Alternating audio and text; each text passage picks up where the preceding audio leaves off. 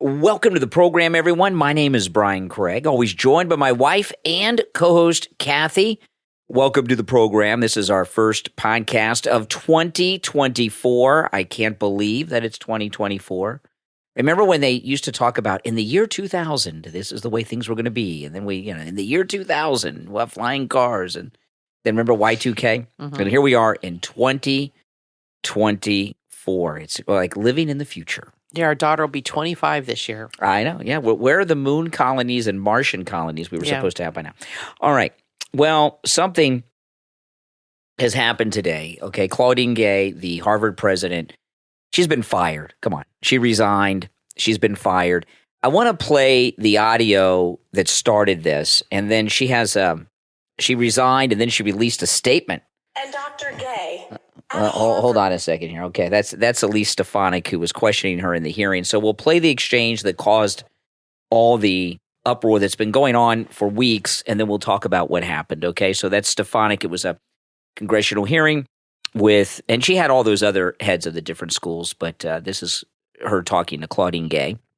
And Dr. Gay, at Harvard, does calling for the genocide of Jews violate Harvard's rules of bullying and harassment, yes or no? It can be, depending on the context. What's the context? Targeted at an individual. It's targeted at Jewish students, Jewish individuals. Do you understand your testimony is dehumanizing them? Do you understand that dehumanization is part of anti-Semitism? I will ask you one more time. Does calling for the genocide of Jews violate Harvard's rules of bullying and harassment? Yes or no? Anti-Semitic rhetoric. And is it anti-Semitic rhetoric? Anti-Semitic rhetoric, when it crosses into conduct that amounts to bullying, harassment, intimidation, that is actionable conduct, and we do take action. So the answer is yes. That calling for the genocide of Jews violates Harvard Code of Conduct, correct? Again, it depends on the context. It does not depend on the context. The answer is yes, and this is why you should resign. These are unacceptable answers across the board.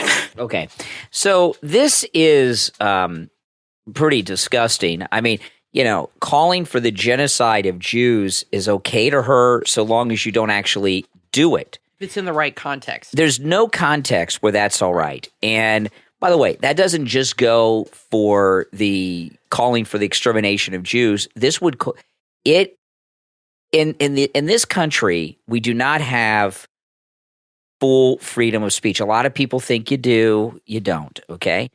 And one of the things, there's many things that you can't say that are illegal to say. I'm not going to go through all of them because there's things you can't. And I know a lot of people listen and say, that's not true, the First Amendment. That's wrong.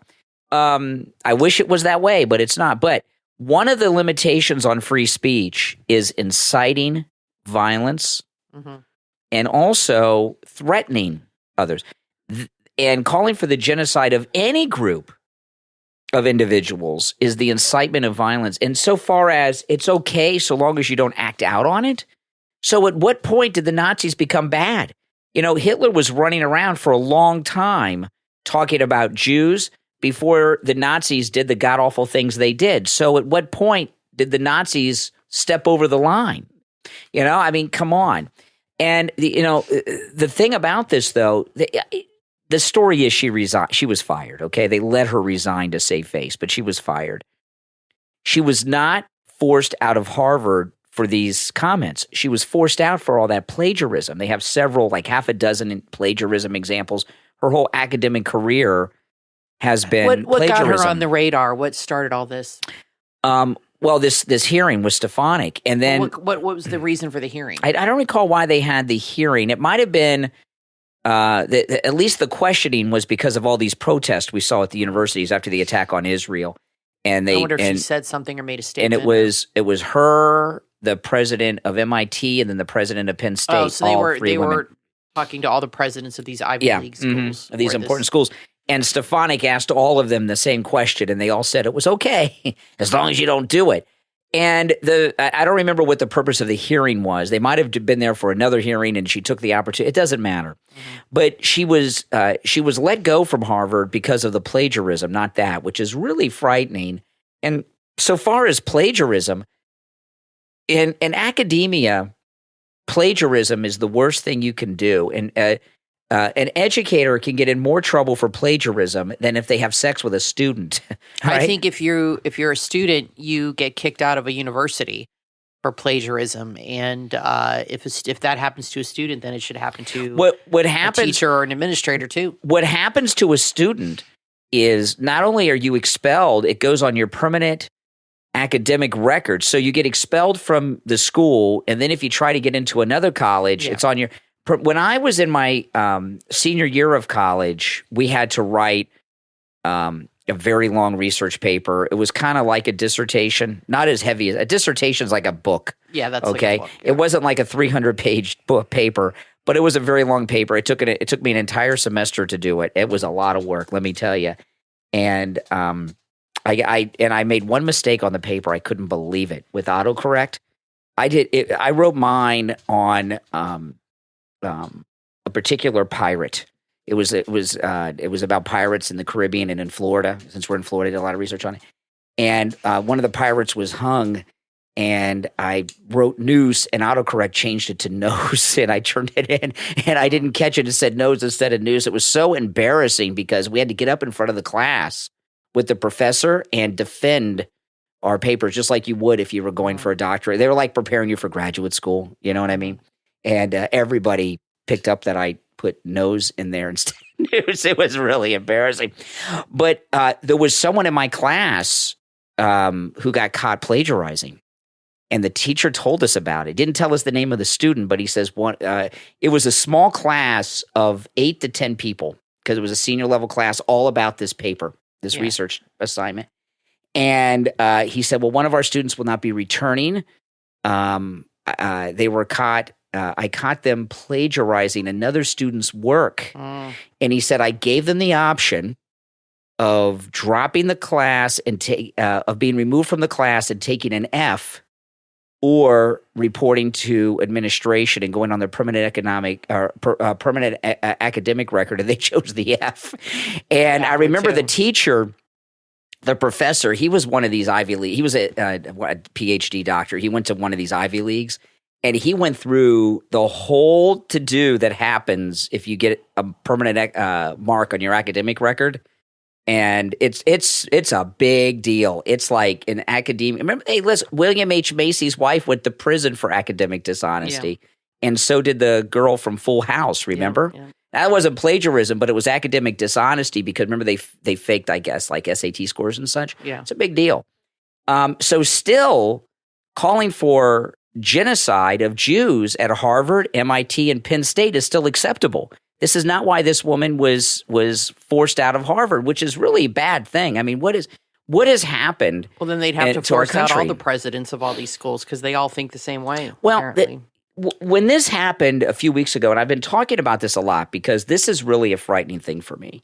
You know, these Ivy Leagues, Harvard and Yale and Princeton in particular, but all of the upper level schools that were, you know, these are the schools where all the senators, all the congressmen, all the presidents, all the federal judges, the Supreme Court justices too, they all go to these schools.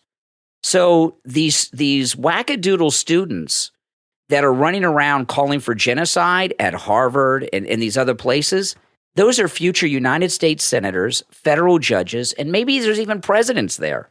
Not just of this country, but of other countries too. You know, top people in foreign countries, Europe and elsewhere, come to these Ivy Leagues and go to school. And when you have this type of tone at these schools where all the future leaders of our civilization go to school, I know that sounds heavy, right? But it's true. You know, I went to Florida Atlantic University. Kathy went to Florida State. You know, they're good schools, but it's not Harvard or Yale. Okay. And although Florida Atlantic University may be, you know, the Florida equivalent of Harvard or Yale. I don't think so. But you guys know what I mean. No president is going to come from my college. You may have some important people from yours. Florida State. I wouldn't be surprised you got senators and stuff from there over the years. Burt Reynolds went there. Right? And Robert Urich. Yeah, Robert Urich. Some actors went there. You know who went to my university? Carrot Top. That's who went to the comedian Carrot Top. But Harvard, and this is a very serious thing because this type of rhetoric is still tolerated. Now, it's America, and you have a freedom to think whatever you want, but you can't be out in public inciting violence like this. And, what about, I saw, after this testimony happened, I saw interviews with Jewish students at these schools who were terrified. I saw one girl in particular who was talking about how she was being taunted with this rhetoric as she was walking around campus. I mean, come on. I thought, what happened to all this safe space and all this business, right? It's really got, now the left in the universities have always been anti-Israel. We understand this. Whenever there's a conflict in Israel, right now it's Hamas, but back in the days of Arafat and the PLO and all that, it was, What does that stem from? Because so many Jews are liberal. I don't get it. Even many of the liberal Jews don't support Israel. Okay, and crazy. So it's a liberal. I don't understand. I've had many people try to explain it and try to make. I don't think it makes any sense. It's stupid. But the left have always been on the side against Israel when there's been a conflict. But this is different. This isn't just taking the side of the enemy of Israel. This is like enlisting and calling for genocide against Jews. That's a whole I think nother I know thing. why. Because the left are just pure evil. That's got a lot what to do with it. they believe in, that's good. No, everything they believe in is bad. It's a problem. They're anti-Jewish, anti-American, anti a lot of things. They're just evil people. I think that's really what it boils down to. Yeah, and so Claudine Gay, she had 6 new plagiarism accusations that came out over the last couple of days that led to this. But when this first became a big deal, like when this thing first happened in the news, a woman who she plagiarized for her dissertation, for her PhD, came forward and pursued that. And then all these other things came up. So Claudine Gay sent a resignation letter, and she says a lot of things in it. So I've not read through this yet. So let's read through this. This is an article about her resignation letter. Harvard's former president. And by the way, I think it's obvious. This is going to make not one bit of difference because they're just going to plug in someone else who feels the same way she does. Yeah. Now, when they plug this person in, and they may have already decided who it's going to be, but maybe they haven't. They may seem like a good person at first, but I promise you, they think the way she thinks. Well, one thing we do know, it will not be a white man conservative. That's for sure. Let me read what did this. She plagiarize exactly? There's like 40 instances. What did she plagiarize? Papers she wrote, speeches? Basically, every piece of academic work she ever did in graduate school has been plagiarized. You remember doing term papers. Term papers, oh my goodness, we had to do the footnotes and the sources and primary. It's a lot of work. Yeah. Man, what I used to do, and this is probably what most people do. They probably don't do this now. But what I used to do is I would go and get like 500 index cards, and I'd have all the sources, and then whatever I was going to take, I would write on the index card, whatever I was going to use from the source, and then I would write the information about exactly where I got it from, the book, the author, the date, all that stuff, the page number, for those footnotes. And oh my gosh, it was awful. It was awful. It was some of the it would be just easier to take someone else's paper and copy and paste. And the thing about plagiarism, they have very high tech programs that they've had for many years that they can put papers through to determine whether or not it's original or not. It's amazing how teachers, you develop a certain way of you can notice these things because the teacher's brain is kind of tuned in because that's part of their job. And it's amazing how some teachers just pick up on this. They can read a paper and boom, instantly know this came from this. I've read this before. You know what I mean? Maybe because it sounds very generic, or it could just be a paragraph and they're like, you know what? I've read this somewhere.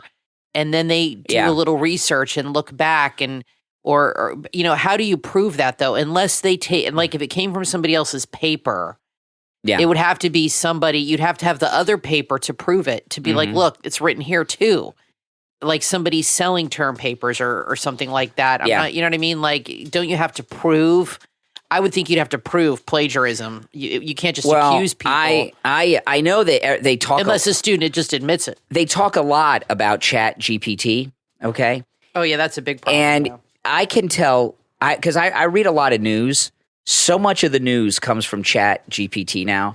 And and probably even things in movies and TV shows. When I'm reading an article, I can read less than a paragraph and tell you if it was written by a person or Chat GPT. There are a whole bunch of words that are giveaways. You could go to Chat GPT and you could say, write a script. You could type in, write a sitcom episode about, and give a little paragraph. And it'll literally write you a script. Yeah. And I'm sure that happens right now in Hollywood. But when I'm reading, and sometimes I've seen on television news with reporters that are using teleprompters, I can tell that the script was written by Chat GPT based on word choices and certain phrases. I see it all the time in news I'm articles. sure teachers can pick that stuff out because they see the same wordage over and over again. All right, so let me go through this article. This is from her resignation letter, okay? So I just read this article. Harvard's president, Claudine Gay, has stepped down, fired, from her position after a disastrous tenure and the shortest in Harvard history. Well, I didn't know that part. In her resignation letter, she vehemently claims victimhood, attributing her decision to resign to threats fueled by racial animus. Of course. In an email addressed to colleagues, she announced her resignation after consulting with Harvard's board.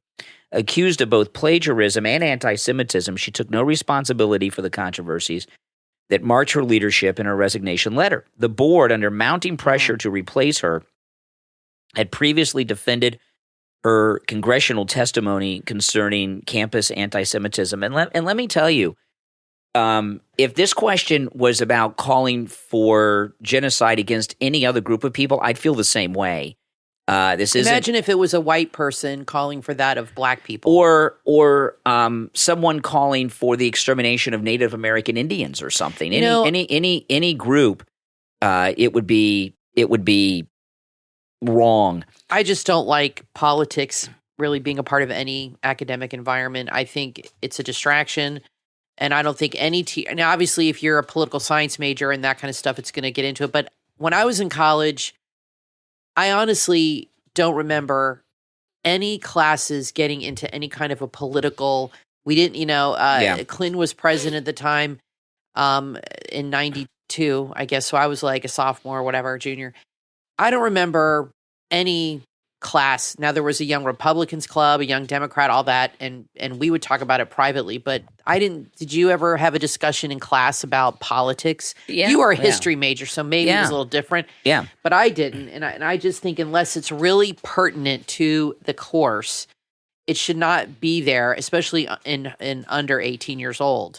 It should just be strict academics. But certainly something like this is definitely bad. In her resignation letter, she maintained her stance, describing these values as fundamental to her identity. She says, when my brief presidency is remembered, I hope it'll be seen as a moment of reawakening to the importance of striving to find our common humanity and not allowing rancor and to undermine the process of education. She expressed distress over the challenges she faced, denounced personal attacks and threats. Amidst all of this, it's been distressing to have doubt cast on my commitments to confronting hate and upholding scholarly rigor. Well, if you got all these plagiarism incidents, and that's a problem. And so far as threats, what calling for genocide is a threat to an entire group of people. Yeah. And the way this came out. I mean, Elise Stefanik is probably doing high fives and everything else. Sure. She had a big victory. I mean, she's having her victory lap. And I wonder if this she just kind of got lucky with this exposing this, because I have when you're asked a question like that, the answer you would assume would be no. Calling for genocide of any group is wrong. You would think. But they didn't. And it was in unison with Penn State, MIT, and Harvard. And it was just in unison. It was like they knew the question was coming and had prepared an answer. It was very strange when it happened. In fact, I remember when I first saw it, I said, well, maybe they didn't hear what she asked. Right? I mean, how can you have three, and they're all women too. You have three women that head up these institutions. How can you have them all saying the exact same thing about something so god awful? You know, I think you could easily make the case that liberal women, they like to say that conservative white men are dangerous. Liberal women are more dangerous than any force in this country, because they are really pushing these agendas onto the kids. They have a lot of influence over kids, their mothers. So they have a lot of influence over their children, and you see these young teachers. Most teachers are women. Liberal women are very damaging to the country right now. They have an agenda, and it's a very radical agenda, and they are, hell bent on getting kids to think like them. And look what's happening in Hollywood and stuff. I mean, when was the last time you saw a good movie? I saw the Barbie movie. It sucked. I liked the first half, but the second, and I like Ryan Gosling a lot. He's a very talented guy. But the second half was so preachy about men and women and apologizing and I validate you and I value you. It was sickening. And I'm like, movies are no longer fun. I loved Barbie as a little girl. I had all the stuff. Barbie movie is supposed to be a fun movie, lighthearted. We watch a lot of old movies, and there are some that deal with serious issues, that are very dramatic. And I have no problem with dramas. But even those old movies that are dramas, they don't hit you over the head with messaging. It's contained within the movie, within the characters, and you pick up the nuance and you get out of it what you will. But movies today hit you over the head with this stuff.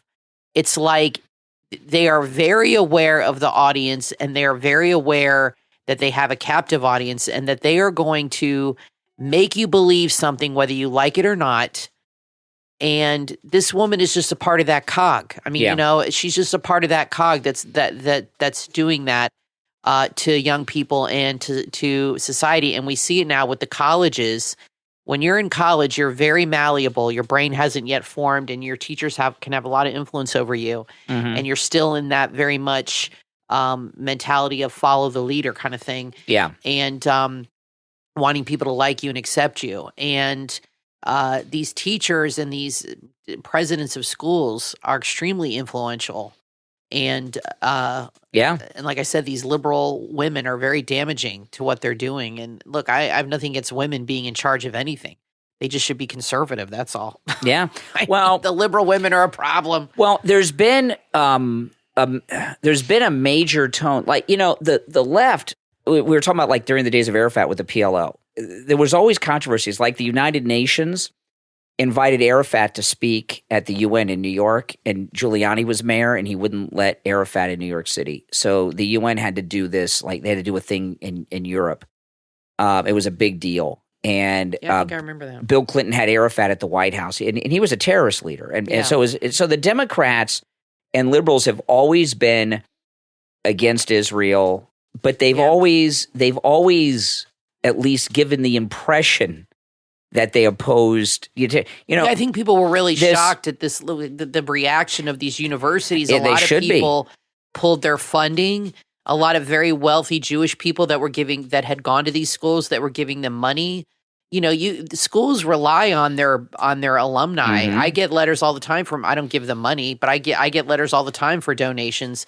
And there's a lot of people that are really big boosters. Yeah. And they have a lot of, if you're a really big booster, you have a lot of influence over the school. Mm-hmm. If you give a lot of money. I mean, and that's even in high school too, and things. If you donate a lot of money to things, they definitely listen to you more. Mm-hmm. And there's a lot of people that are very wealthy that went to these schools, or their kids go to these schools, and they cut their funding. They're like, I had no idea it was this bad. And I don't think they have a problem with people thinking this way, but the level of hatred I think, was a surprise. And the amount of students that are believing this, I think, was what was more shocking. Mm-hmm. I think they've always known there's people that think this way. Yeah. But the level of it, I think, was a surprise to the whole country. Mm-hmm. You know what I mean? What a big movement it is. Yeah. Now, I want to take a moment to thank our Patreon supporters. And in fact, Kathy and I yesterday on January 1st, we did a podcast that's available only to Patreon supporters, which we do on occasion. So if you're a Patreon supporter, head over to the Patreon page and you can listen to that Patreon supporter exclusive podcast. Nobody else will ever hear that podcast. It won't be uploaded to any podcast platforms or anything. It's only available to Patreon supporters. And of course, Patreon supporters also have access to exclusive content that Kathy and I post on our Patreon page, as well as having access to commercial-free editions of all of the podcast episodes. And our top Patreon supporters get a live on-air thank you shout-out. And remember, those of you that are Patreon who are top Patreon supporters, the top Patreon supporters, you have your names listed in both the description of all of the podcast episodes and my YouTube videos. So you can look at the description on YouTube or on the podcast platforms, and you will see your names listed there, those of you who are top Patreon supporters. So our top Patreon supporters, as I said, get a live on-air thank you shout-out on each episode of the program. So the names you will hear now are our top Patreon supporters. I want to thank Andrew and Connie, Christine, ETW, Chuck, D, Pamela, Rick, Nick, Wesley, Macho, Mike P, Carlos, Paulette, John, ActicFox, Heather, David, Maria in Texas, Richard, Alice, K-Mac, LeeZep, and Shawna. That's right, Nina agrees. Shawna, who is our newest top Patreon supporter. And if you would like to become a Patreon supporter, there is a link in the description of this and every episode to our Patreon page. You can go directly to the website, which is patreon.com/RealBrianCraigShow, patreon.com/RealBrianCraigShow, or there is a link in the description of the episode on whatever platform you are listening to us on. All right, we're going to take our break and be right back. Imagine a world where your deepest desires become reality, where heaven on earth isn't just a concept, but a living truth. Perfected States, Creating Heaven on Earth by author Latoya Baglanian, available on Amazon, will take you on an extraordinary journey. This must-read and life-changing book is a unique blend of biblical wisdom, the law of attraction, and groundbreaking science. Perfected States shares a blueprint for life that transcends your wildest dreams. Scripture intertwines with the law of attraction, offering a profound spiritual depth that will elevate your understanding and inspire your soul. Each chapter is a step towards aligning with God's plan, emphasizing the power of faith and the potential within you to create a perfected state of being. Author Latoya Baglanian guides you with practical insights and motivational wisdom, helping you to live the life you were intended to enjoy. Perfected States, Creating Heaven on Earth is available right now on Amazon in Kindle, paperback, and Kindle Unlimited. This is your chance to transform your life and shape a future where the extraordinary becomes the norm. Perfected States, Creating Heaven on Earth, from author Latoya Baglanian, on Amazon. Do you or someone you know or love have cancer? How would you like to cut through the complex medical jargon and finally understand cancer? The new book, Cancer Simply Explained, demystifies cancer. This must-read and groundbreaking book breaks down the science of cancer into understandable terms, using relatable illustrations and clear language. From cell biology to cancer causes, diagnosis, and treatment, Cancer Simply Explained offers practical insights and real-world analogies. Empower yourself with knowledge on prevention and fighting strategies. Learn about the importance of nutrition and physical activity in optimizing your body's defenses against cancer. Cancer is a daunting challenge, but with Cancer Simply Explained, you'll be armed with the latest scientific knowledge and practical tips. Understand risk factors, screening methods, treatment options, and how to cope physically and emotionally. Cancer Simply Explained is an invaluable resource for patients, survivors, caregivers, or anyone seeking to comprehend this complex topic. It's your guide to a healthier, more Parent-Formed Life. Don't let cancer intimidate you. Order your copy right now on Amazon in Kindle, paperback, and Kindle Unlimited, and turn fear into understanding, confusion into clarity. Cancer Simply Explained, from authors Dr. Visor Vela, Dr. Lawrence Favey, and Dr. Gunther Spahn. Available on Amazon. Cancer Simply Explained, the key to unlocking the secrets of cancer and embracing hope. Order your copy right now.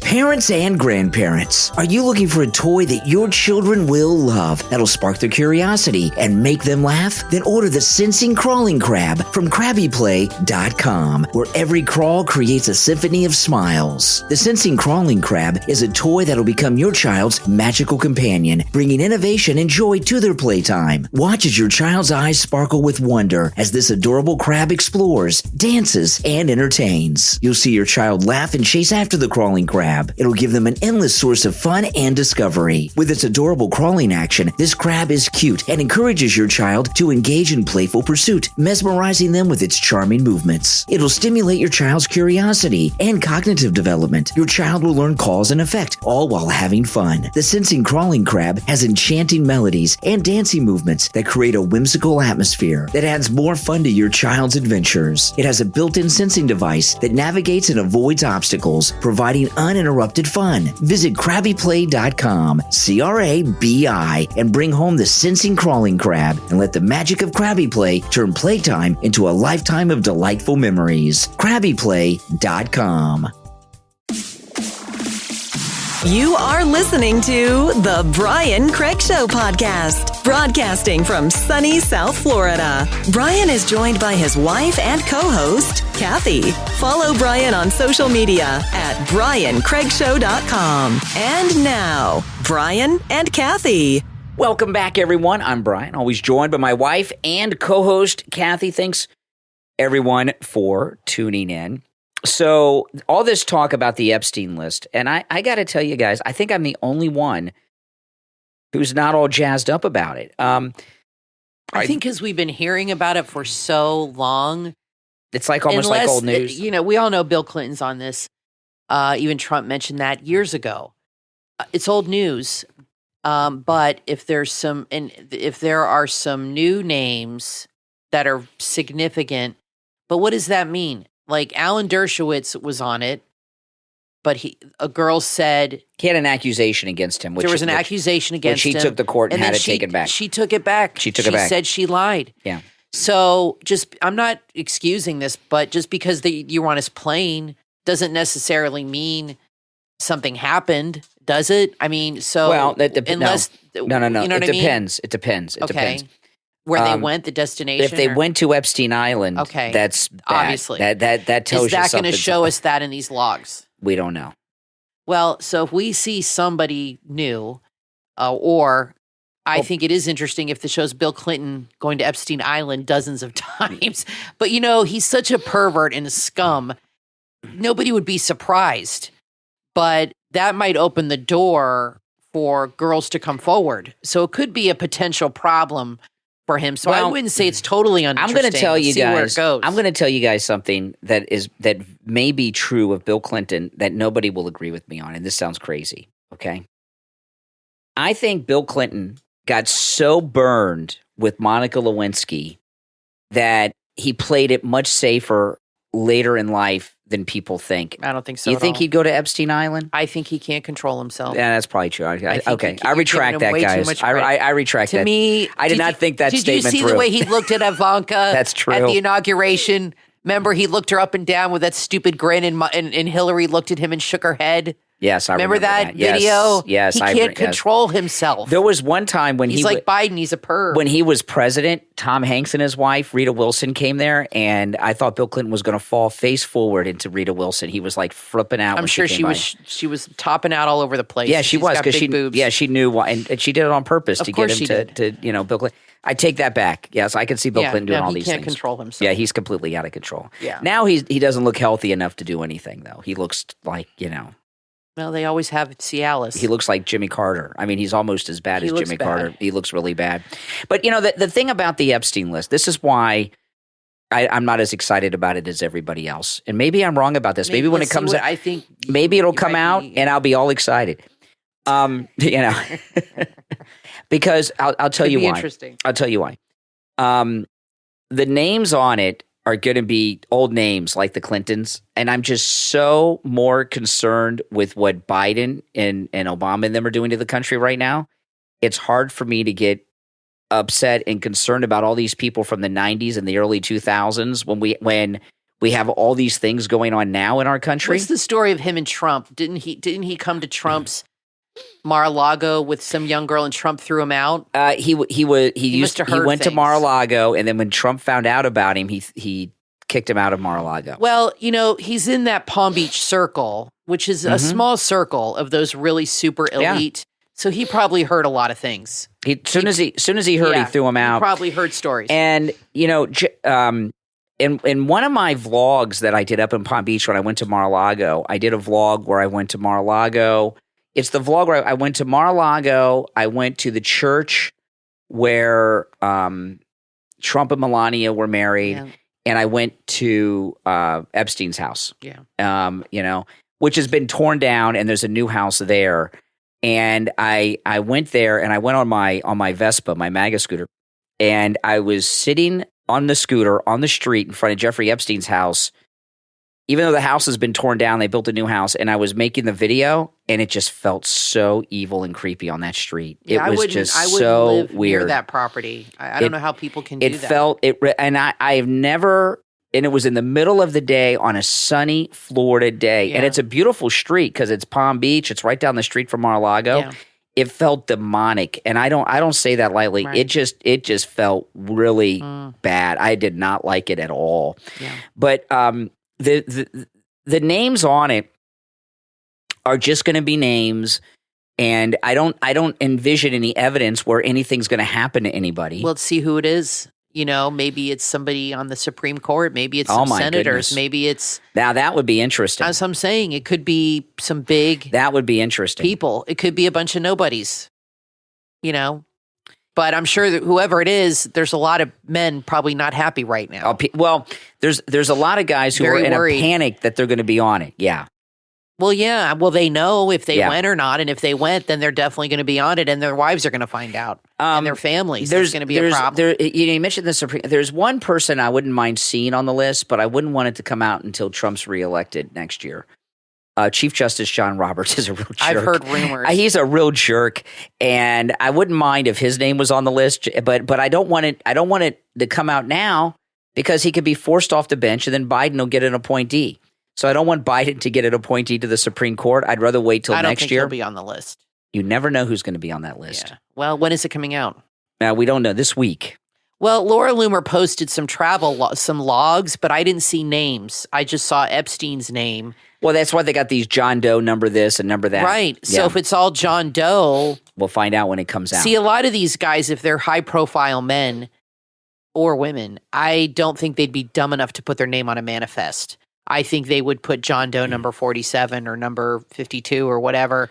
I don't think, and I think he might have told them, you don't have to put your real name, or they might have made up a name. I can't imagine these guys, especially if they flew to this island, would be that stupid. Well, to put their name on a manifest for that. What they did at Epstein Island, the feds went in there, they seized everything, and where was this island? In the Caribbean. And so all that stuff they seized, it goes in those FBI files that they used to blackmail everybody with in Washington if they got anything good. Yeah, you know what I mean? And I think it'll fall flat, like you said. I think it'll be a big letdown. We'll see. It's really because I don't think anybody was dumb enough to put their name on this. It's really amazing how much has been made out of like one photograph with Prince Andrew. I bet he regrets that photograph. I mean, what kind of guy takes part in stuff like that and takes photographs with Hunter Biden, I guess. Hunter Biden takes... Well, he brags. He takes pictures with prostitutes. I'm not defending Prince Andrew, but a photograph snapped...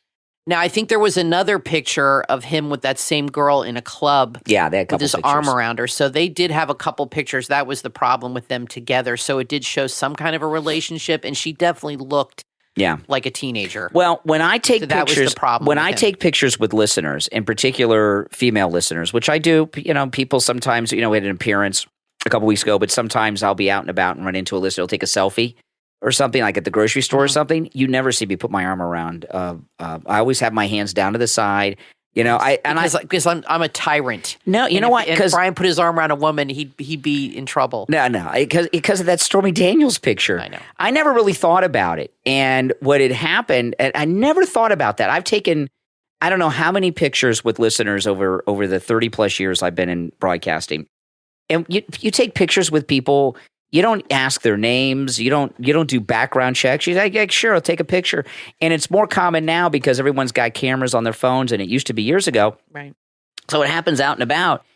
And on one of our listener cruises, it was in Mexico, and I was with our daughter, and we were walking through Mexico and ran into a listener in Mexico.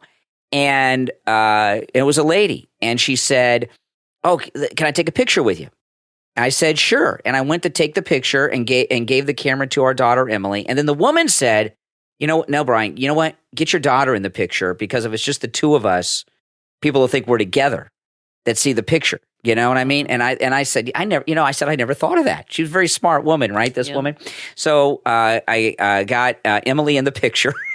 And we got somebody in Mexico to take the picture, and I never thought about that. And that was around the time, Stormy Daniels and stuff was going on. Everybody was talking about it.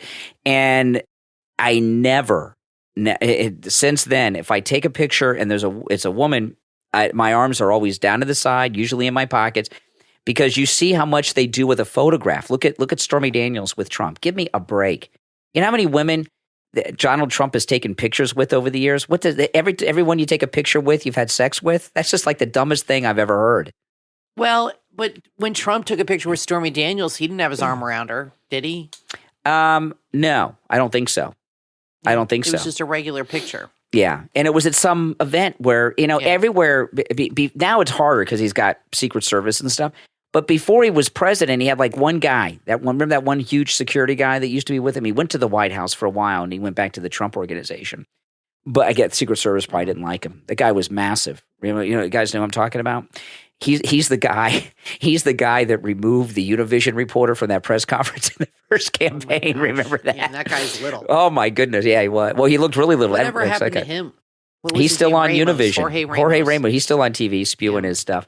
But so when these you don't see Bill, I don't envision this coming out and seeing photographs. Like if there were like photographs of Bill Clinton, like on Epstein Island with girls and stuff. Yeah, but what if he had video cameras there? People have said he's got video cameras. Well, the government have all that now. The government went to Epstein Island. Yeah. They seized all that. I'm sure he had cameras in every room. Oh my goodness. What happened to Hulk Hogan? I can't. What Hulk Hogan did was crazy. What happened with Hulk Hogan? Yeah, he became a born again Christian last week. He got remarried and he got baptized. His friend said, "Go in the bedroom and have sex with my wife," and then he had a camera hit. I mean, my goodness. Yeah. Being a celebrity these days is tough. But he made a lot of money because he sued Gawker that posted it, and he won that lawsuit, and he won millions. He deserved it. I mean, my goodness. Yeah. These celebrities today, like movie stars and such. I don't know how they function. They must just go around with like a bunch of those non-disclosure things that people have to sign all the time. Like Matt Perry, it came out that he was using a dating app, and a lot of these male Ben Affleck, a lot of these male celebrities go on these dating apps to hook up with young girls. Yeah, and he was going on this dating app to get drugs. I saw that. Girls bringing him drugs. Yeah. So they're very careless. While he was saying he was clean. When you get urges, I guess, and you get in that's all you think about. So you're not thinking, well, I got to be careful. I got to worry about 5 years down the road. And that you're not thinking that way. You're just thinking, I got to get what I want and get it now. You know what I mean? I wonder they can't control themselves. That's part of the problem. Well, I wonder what celebrities do, because do they make, like, when they have girls come to their mansions or hotel rooms, do they make them give them their phones? Do they make them sign I don't know non-disclosure how it works, agreements? But he was going on dating apps and getting girls bringing him drugs. Because I don't understand. I don't know why the cops didn't do something. Because I don't understand why we don't see on social media and stuff, endless pictures in hotel rooms with girls with celebrities. Because they all have cameras. You would think they'd be taking. So celebrities must do something to prevent such a thing from happening. Well, what happens possibly is they might have a picture or a video. Those pictures are worth a lot of money. They might show it to the celebrity, and they might pay them off. Oh. And they use it as blackmail. Yeah. That might be something where they say, I got this picture of you and me, and they're married or doing drugs, and they might get their lawyer involved, like Michael Cohen, the fixer. Yeah. Right? Not saying that Trump did this, but he's a sleazy guy, Michael Cohen, and they might get a lawyer like that type who says, I'll give you $50,000. You got to sign this and hand over everything. And if you bring it up again, we're going to sue you. It's possible. So that's possible too. Yeah, it would. Yeah, it's very possible. I don't know. I would think a lot of celebrities are entrapped into things to get money. Absolutely. People entrap them to enrich themselves. I'm sure it happens all the time. Absolutely. They're sitting ducks. Absolutely. But the thing about the Epstein list, because I know a lot of people are excited about it, and I don't want you guys to think I'm making excuses for the Clintons or any of these other people. It's just that I'm not envisioning much of anything coming out of it. Now, I want to take a moment to talk about MyPillow. And of course, when you use our promo code Kane at checkout, Kane, you can take advantage of all the specials and all the deals you see at MyPillow.com, not just the ones I talk about. I talk about what I think are some of the best deals and the must-haves. And over the holiday weekend, we got our new MyPillow sheets for our guest room. And these are the new sheets from MyPillow. These are not the Giza sheets. We got the, what are they called?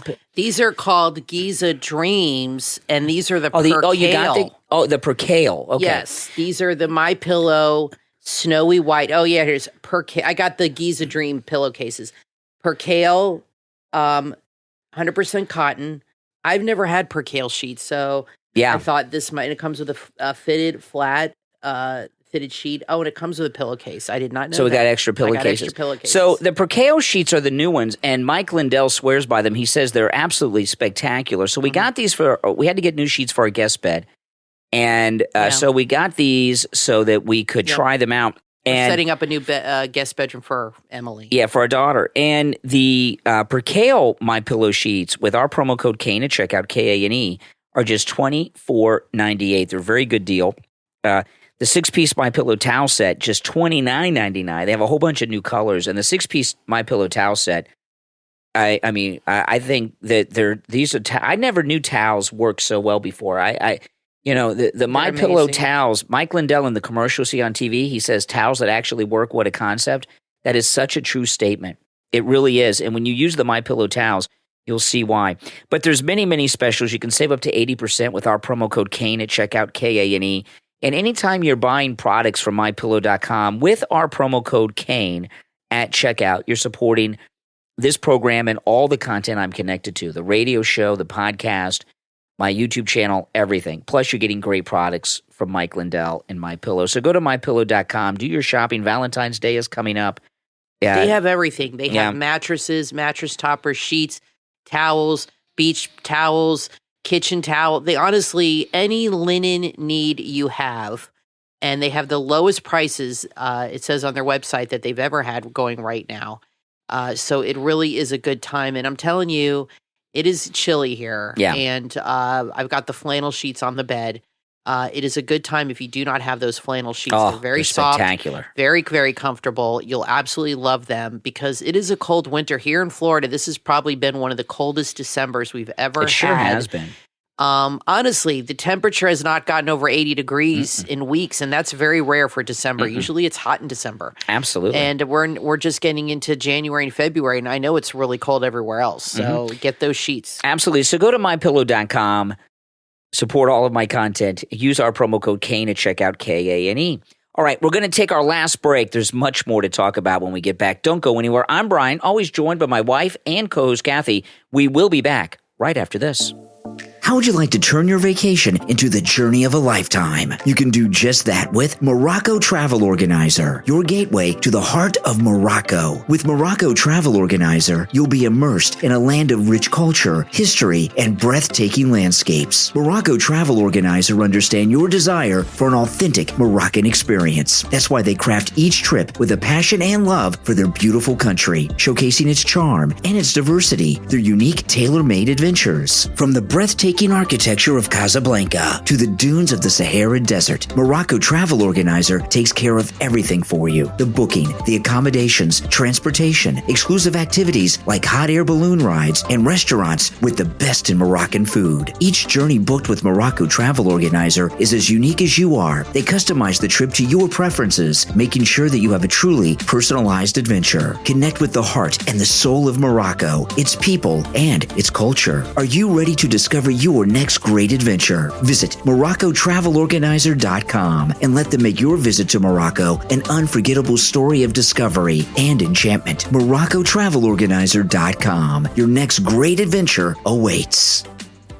Are you a freedom lover, a family person, a foodie, or just someone who enjoys a good story and a good time? Then add Coffee Table Chronicles to your podcast playlist. Hosted by husband and wife team Keith and Lindsay, they discuss the latest in politics, movies, history. No topic is off limits. They give their personal opinions on everything, and opposing opinions are welcome too. Coffee Table Chronicles is your go-to podcast for engaging, spirited discussions. The holidays, animals, survival tips, and the everyday joys and challenges of life. It's all there. This is a conversation and community you want to be a part of. Coffee Table Chronicles is on YouTube, Rumble, Spotify, and Apple Podcast. Start listening right now. Coffee Table Chronicles with host Keith and Lindsay. Share the podcast on all your social media so your friends can listen too. Add Coffee Table Chronicles with Keith and Lindsay to your podcast playlist right now.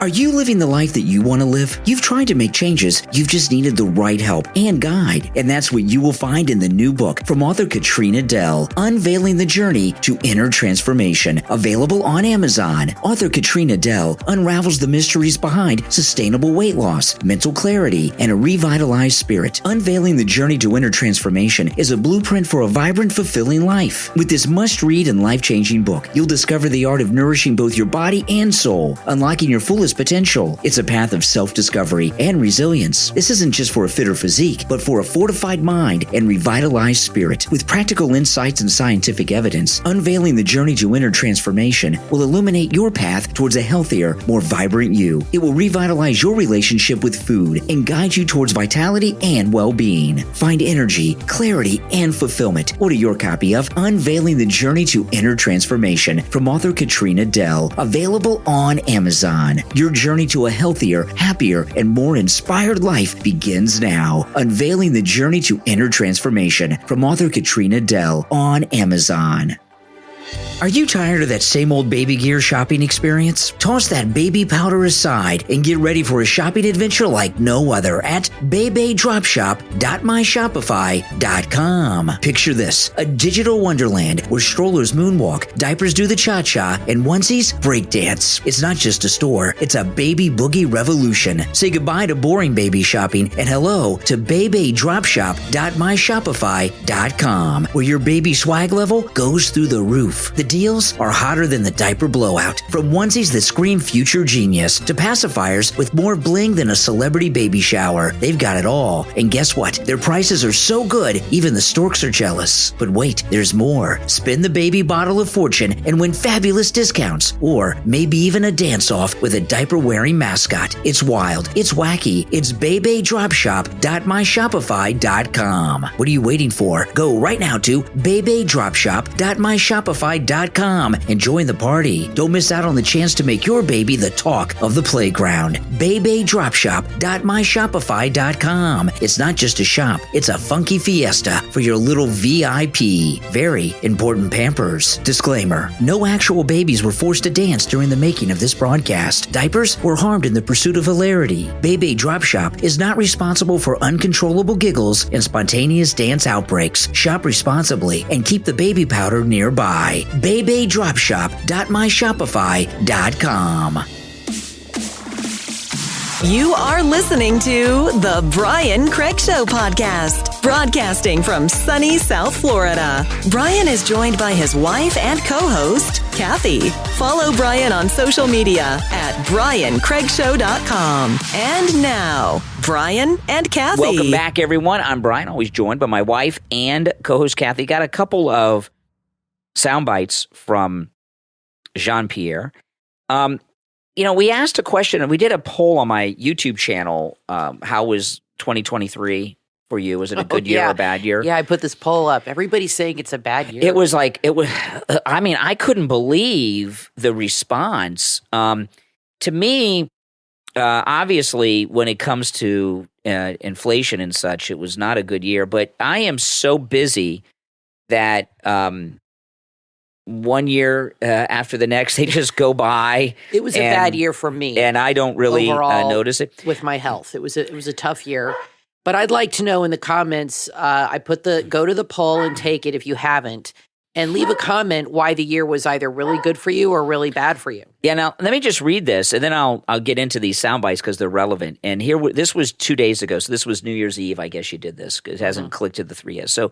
Was 2023 a good or bad year for you? There were 3 choices. It was awesome, it truly sucked, and the third one was same old, same old. 35% said same old, same old. That was the second place finisher. The last place finisher was it was an awesome year at 11%, but 54% said it truly sucked. Wow. And that's a lot. Yeah, 2,700 people voted in this poll. So 54% of the 2,700 said it truly sucked. And I'm curious what sucked about it for you guys. You can let us know in the comments. I think a lot of it has to do with the inflation because the prices of everything are through the and all the roof. Wars and people worrying and anxiety and stress over dealing with what's going on in the world and what's going on at home. With prices and everything, it was a bad year for everybody. Now, for me personally, it was more, I had some health issues. The last 3 months of the year were just a complete bitch for me. I mean, it was just awful. I'm just coming out of it a little bit, but it was tough. And then in the spring, it was a little tough too. But but also with the economic issues, things like that have affected everybody. But I'd like to know as well in the comments why it was. Some people did leave comments why it was such a bad year or a good year. 11% said it was good. That's not very many. That's not very many. Not very. Hopefully, this is a better year. Yeah. If Trump gets elected, it will be. Oh, yeah. So let me play this. This is the first of 2 clips I have. This is Jean-Pierre talking about inflation. So we're hoping what we want to do is continue to focus on Bidenomics and continue on lowering costs and prices for the American people. Look, the president, after coming out of the State of the Union, he talked about finishing up the job, right? Okay. Now, Bidenomics, I often say Bidenomics is not an economic plan. It's a diet plan, right? Because things are so expensive. And she actually thinks that they're helping inflation. Yeah, they drive everything up 400%, 300%. They bring it down 30%. And they say they're lowering prices. That to me is, for her to say that with a straight face, she insane. Lies. Does she know she's lying about that? She just, I think so. I mean, I thought they were going to stop using that term, Bidenomics, that it wasn't working out for them. There was one time on Air Force One a few weeks back, a couple months ago, where Biden reprimanded her in front of everybody. It was really, I'd never seen anything like it. Biden was taking questions from reporters on Air Force One. She was standing next to him, and she started to answer for him. Like, you know how they always try to stop Biden from talking? And Biden stopped and looked at her and says, "Don't do that again." I couldn't believe it. She said, "Yes, sir." Like that. I was in shock. Well, she was an affirmative action hire. He probably doesn't, Well, we know he's a racist. I want to say Breitbart is reporting an exclusive story. Trump plans aggressive expansion of electoral map, says he'll make a heavy play for New York, New Jersey, Virginia, New Mexico, and Minnesota. These are all blue states. Very blue. And good for him because he needs to do that because he is really solid in the red states. He doesn't need to campaign here. I mean, I'm glad he comes and visits, But Florida is a solid, and he needs to. I think he could flip some of these places, and he would not do this if he didn't think he could flip some of these states. Well, in New York, he flipped Florida in the governor thing. In New York, okay, or flip Miami. Well, Miami. Let me tell you, when Trump came in and endorsed Ron DeSantis for governor the first time, the Democrat was going to win. Andrew Gillum, who had a big fall because he after he lost the election, he was found passed out in his own vomit in a Miami Beach hotel room with a male prostitute. And the male prostitute was in the bed. Gillum was on the floor, and the prostitute was in the bed surrounded by some kind of illegal drugs. I forget which. But Andrew Gillum was winning, and he was going to be the governor. And Trump came in and endorsed DeSantis and stopped that Democrat from becoming governor. Now, this thing about in different states. Yeah, I just sent you the article. Okay, what a lot of that has to do with is congressional seats, because if he can increase Republican turnout, New York State, for example, they've had Republican governors. And remember, Mayor Giuliani was mayor of New York City, twice elected, and he was a Republican. When you get out in New York City, okay, there's a lot of Republicans in the state of New York.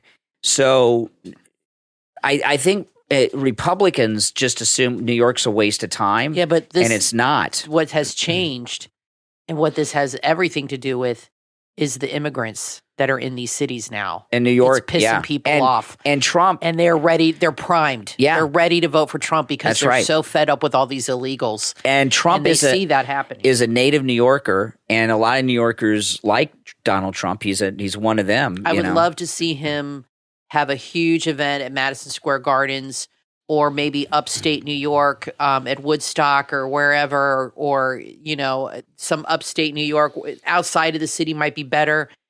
But I think it is primed for him to flip some of these blue states because of the illegal crisis. Well, what would be amazing about that, because most of those states are on the East Coast, so those states would be called early on election night.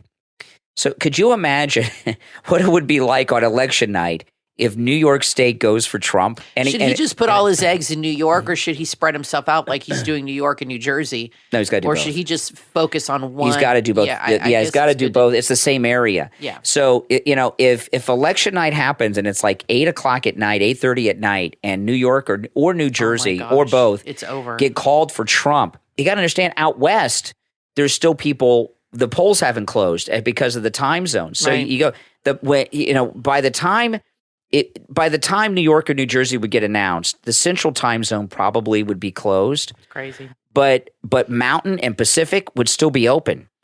And that would dramatically, if New York or New Jersey, if both went to Trump and they were called in the Mountain time zone and on the West Coast in California, I think it would change Washington, people's votes.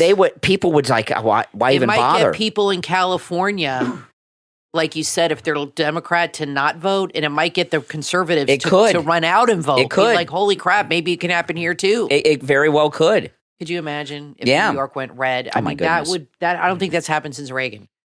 I think that's the last time that's happened, because he got every state except Georgia when he ran. Reagan? Or was it Nixon? Nixon. No, I think Reagan got every state except Georgia. I'm pretty sure. No. He won every state but Minnesota, where Mondale was from. Minnesota. I got to double check. And Nixon won all but one state as well. But that would be insane. That would really, well, let's see what he does with these states. Yeah, Reagan won 49 states, and that was in 84. He won everything but Minnesota because Mondale was from Minnesota. So that was okay. Oh, he ran against Mondale. Mondale ran in 84. Ferrara, was that? Geraldine Ferraro was Mondale's vice president. But that is absolutely amazing. And another thing onto that, okay, what it does also is it makes the Democrats have to spend time and resources in places they take for granted that they have to actually work for. And if Trump I think he could flip him. I'm telling you, people hate Biden's is horrible. If Trump started doing rallies in New York, could you imagine? Like, did a tri-state, I think rallies he even try Chicago again. I know the last time it was a disaster. but yeah, they shut him down last time. Oh yeah, but Chicago's really on his side now. But maybe he's doing more of a grassroots type of campaign and not these big. It seems like they're putting their energies more into the grassroots, door to door, than the big rallies. Mm-hmm. So I'm interested to know what that looks like in New what's York. it mean? More volunteers, more people going door to door. People, like I said, in New York, in these cities where the immigrants are being sent to, they are primed and they're pissed. Mm-hmm. And even LA, like Emily had with the hair salon. Yeah. Well, listen, we are all out of time for today, but we will be back next time. I'm Brian Craig, always joined by my wife and co-host Kathy. Thanks everyone for tuning in, and we will talk to you next.